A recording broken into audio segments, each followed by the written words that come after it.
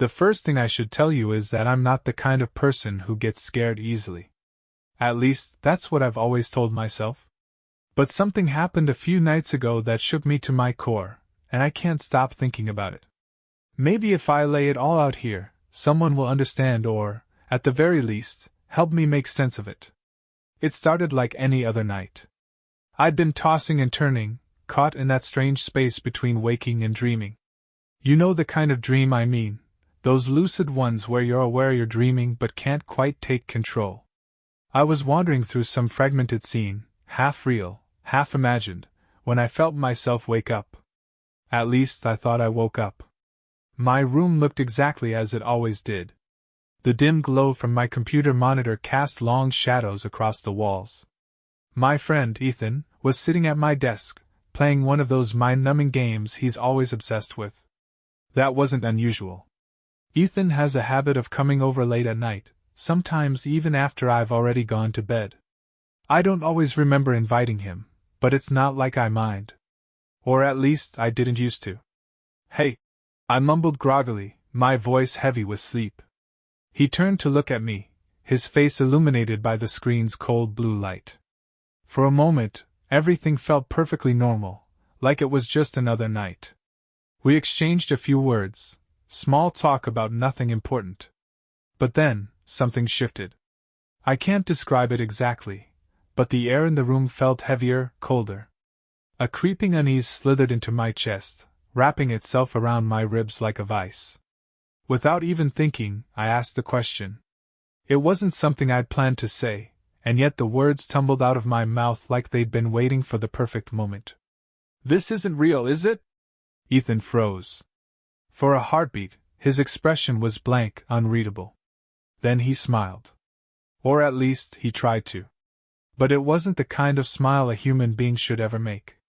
It stretched too wide, the corners of his mouth pulling back far enough to reveal too many teeth, sharp and gleaming. His eyes, they didn't belong to him anymore. They were hollow, empty pits that seemed to swallow the light. My chest tightened, my breath hitching in my throat. I tried to move, to scream, to do anything, but my body refused to obey. The world around me twisted, the familiar corners of my room warping into jagged, unnatural shapes. Then, just as suddenly as it had begun, everything went black. I woke up for real this time, gasping for air like I'd been underwater. My heart was racing, each beat pounding against my ribcage like it was trying to escape. But the terror wasn't over. The room was silent, oppressively so, but I could feel it, a presence. It was there, right next to me, exactly where Ethan had been sitting in the dream. Only now, it was closer. I didn't dare open my eyes at first. I was lying on my stomach, my face turned toward the edge of the bed, and I could feel its breath on my skin. It was slow and deliberate, each exhale sending a shiver down my spine. I wanted to scream, to lash out, to do anything to break the suffocating tension, but I couldn't. My body was frozen, paralyzed by a fear so deep it felt like it was carved into my very bones. Seconds stretched into an eternity. I kept telling myself it wasn't real, that it was just a hallucination, a lingering fragment of the nightmare. But the sound of that breathing, wet and ragged, like it was savoring the moment, was too vivid, too real. I don't know how long I stayed like that, too afraid to move or even breathe too loudly. Eventually, the presence faded. The air around me grew lighter, less oppressive, and I finally dared to open my eyes. The room was exactly as it had been before. My desk chair was empty, my computer still glowing softly in the corner. The door was closed, just as I'd left it. Nothing was out of place. And yet, everything felt wrong. It was as if the room itself was mocking me, pretending to be safe and normal while hiding something sinister just beneath the surface. I turned on the lamp beside my bed, flooding the room with warm, comforting light. But even that couldn't chase away the lingering dread. I stayed awake for hours, unable to close my eyes for fear that whatever it was might come back. When I finally did drift off, it was only because my body couldn't take the exhaustion anymore. Since that night, I've been questioning everything. Was it just a vivid nightmare? Sleep paralysis? Or was it something else, something darker? I don't know, and honestly, I'm not sure I want to find out. All I know is that I've started sleeping with the lights on, and I haven't called Ethan since. Part of me is too afraid to hear his voice, to see his face, and wonder if it's really him. In the days that followed, I couldn't shake the feeling that I was being watched. It started small, a prickle at the back of my neck, the sense that something just out of sight was paying far too much attention. I'd glance over my shoulder, expecting to find Ethan standing there with that twisted, unnatural grin. But it was never him. It was no one.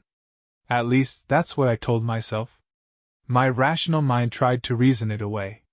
You're tired, I thought. You've been under a lot of stress. Your imagination's running wild. But deep down, I knew it wasn't just my imagination. The oppressive feeling in my chest, the constant sense of unease, it was real. Something had changed that night, and it wasn't just me. I began avoiding my room as much as possible. I'd stay out late, finding excuses to linger at work or hang out with friends. The idea of being alone in that space, with its mocking familiarity and silent shadows, was unbearable. When I did have to go back, I'd leave every light on. I'd turn the TV to some inane sitcom and let the canned laughter fill the silence. Anything to keep the darkness at bay. But it didn't matter. The feeling followed me. It clung to me like a second skin, a constant reminder that I wasn't alone. The worst part was the nights. No matter how tired I was, no matter how much I tried to distract myself, sleep would not come. I'd lie in bed for hours, my mind racing with every awful possibility. And when I finally did drift off, the nightmares were waiting. The dreams were always the same. I'd wake up in my room, just like before, and Ethan would be there. Sometimes he'd be sitting at my desk, his back to me as he played that infernal game. Other times, he'd be standing by the window, staring out into the darkness. But no matter where he was, I always knew what would happen next. He'd turn to look at me, and that smile, that awful, inhuman smile, would stretch across his face. It was like he knew what I was thinking, what I feared most. And then he'd speak. His voice was wrong, distorted and echoing, like it was coming from somewhere deep beneath the surface of the earth. The words didn't make sense, nonsensical phrases and broken sentences, as if he were stringing together pieces of other conversations. But they always ended the same way. You can't escape. I'd wake up screaming, drenched in sweat, my heart pounding so hard I thought it might burst. But the worst part wasn't the dreams. It was what came after. Because every time I woke up, I'd hear it, that same ragged breathing, coming from the corner of the room. And every time, it was closer. I stopped sleeping entirely after that. The exhaustion was unbearable, but I couldn't risk it. I started drinking coffee by the pot, chugging energy drinks until my hands shook and my vision blurred. Anything to keep myself awake. But the lack of sleep only made things worse. The shadows in the corners of my vision seemed darker, deeper, as if they were reaching out to pull me in. I'd hear whispers, soft and indistinct, just at the edge of hearing. And always, I felt those eyes on me. One night I finally broke. I'd been staring at the computer screen for hours, trying to focus on anything other than the gnawing fear in my chest. The clock on the wall said it was almost 3 a.m. My hands were trembling, my head pounding from the caffeine and the lack of sleep. And then I saw it. In the reflection of the monitor, I saw movement. Just a flicker at first, like a shadow passing behind me. But when I turned, there was nothing there.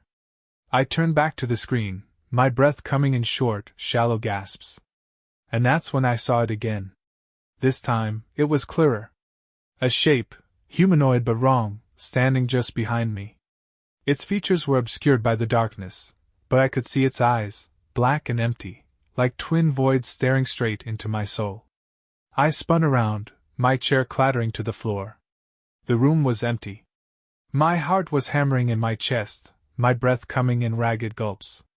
I backed away slowly, my eyes darting to every corner of the room, every shadow that seemed to shift and writhe under the dim light. But nothing moved.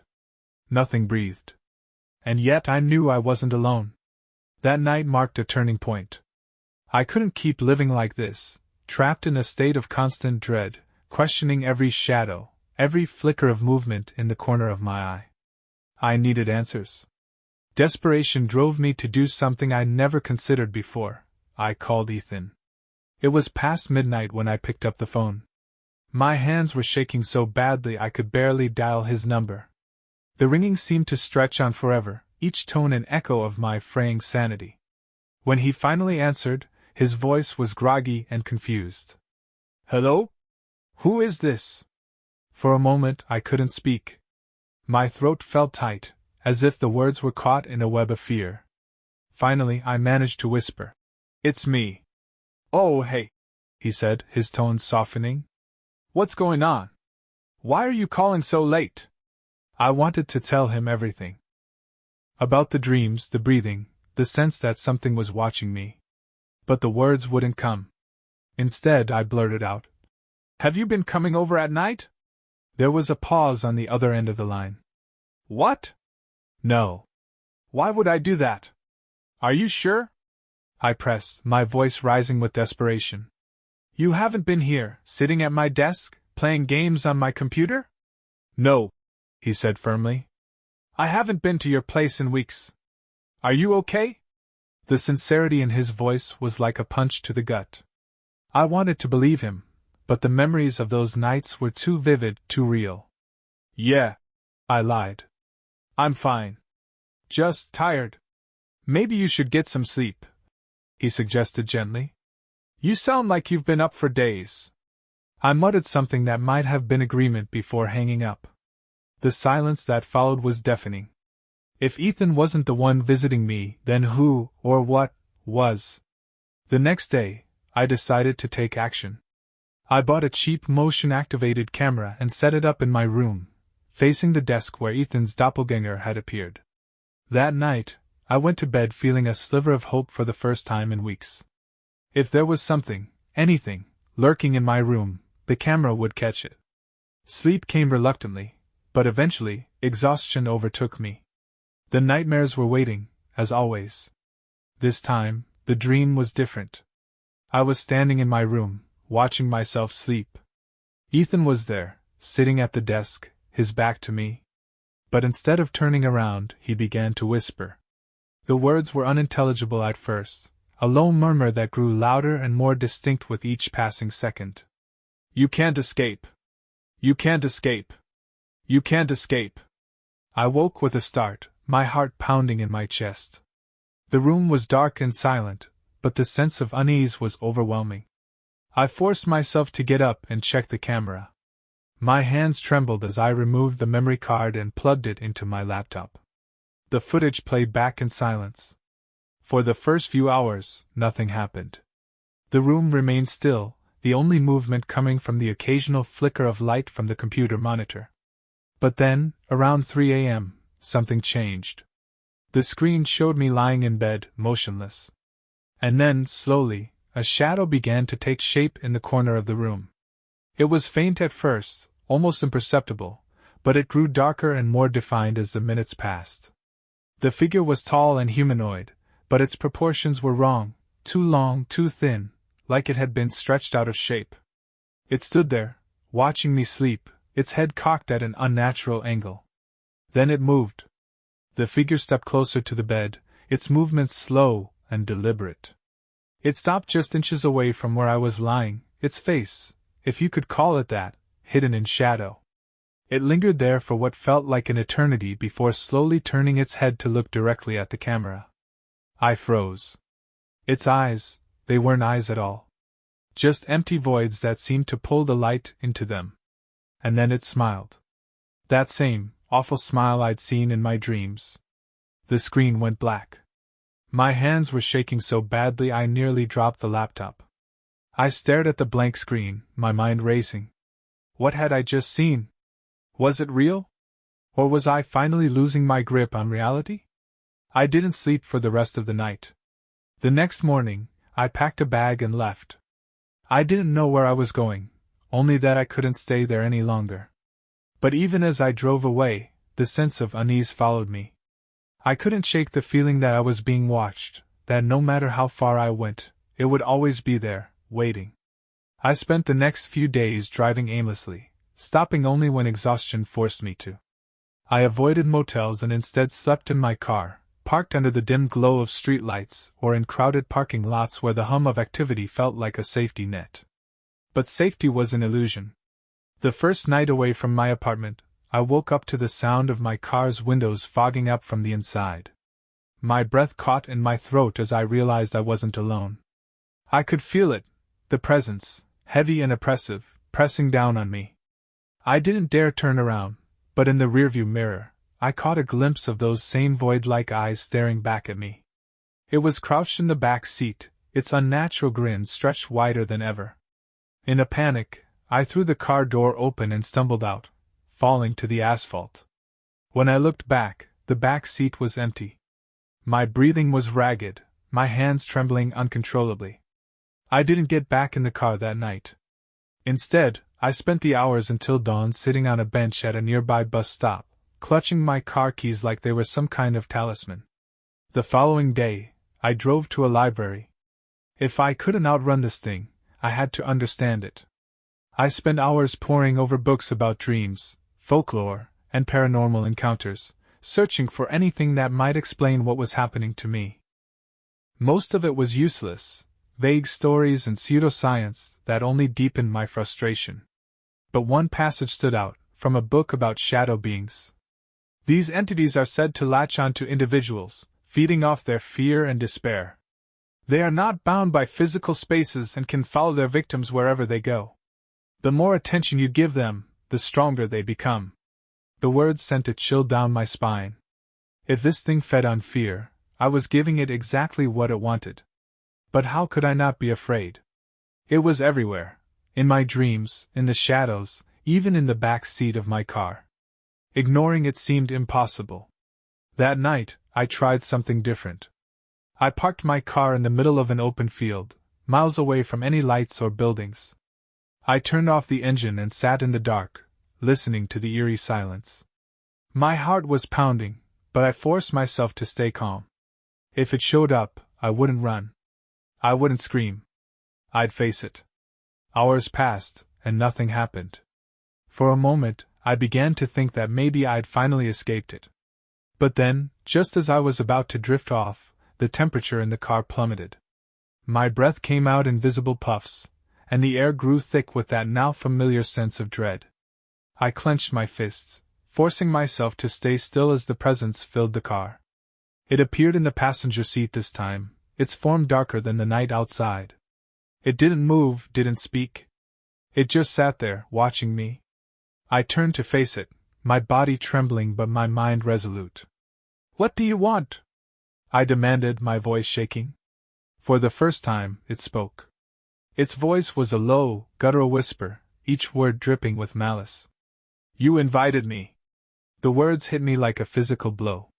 Invited it? What did that mean? My mind raced, trying to piece together the puzzle. The dreams, the feeling of being watched, Ethan.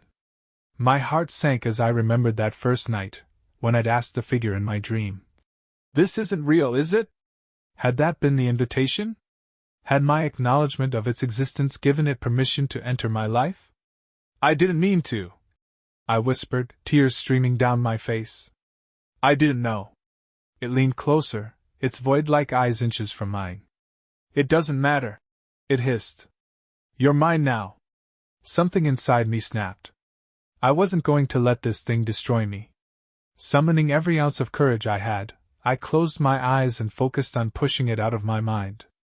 I thought of every happy memory I could, every moment of light and laughter that made life worth living. I pictured the faces of my friends, my family, and the places where I'd felt safe. The air around me grew heavier, the entity's presence pressing down on me like a weight. But I didn't stop. I refused to give it what it wanted. Gradually, the pressure began to lift. When I opened my eyes, the passenger seat was empty. The oppressive feeling was gone. I don't know if I defeated it that night or if it simply retreated, waiting for another opportunity. But something changed after that. The dreams stopped, and the feeling of being watched faded. I moved to a new city, got a new job, and started rebuilding my life. Yet, even now, I can't fully shake the fear that it's still out there, waiting for me to let my guard down. And sometimes, in the dead of night, I still hear it, the faintest whisper in the darkness, reminding me that no matter how far I run, I'll never truly escape.